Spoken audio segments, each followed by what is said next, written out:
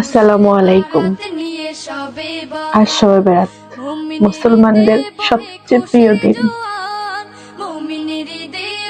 এই দিনে আল্লাহ তাআলার কাছে ক্ষমা চাইলে আল্লাহ তাআলা ক্ষমা করে দেন তার বান্দাকে,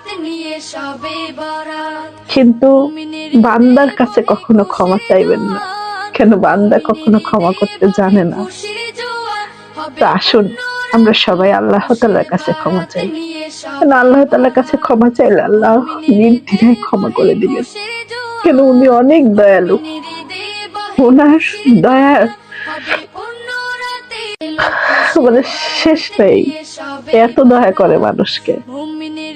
তো আসুন আজ শবে বরাত নামাজ পড়ি এবং কি আল্লাহ তাআলার কাছে ক্ষমা চাই। আমি বেঈমানদের জন্য দোয়া করি, যারা জীবনটাকে তছনছ করে দিচ্ছে।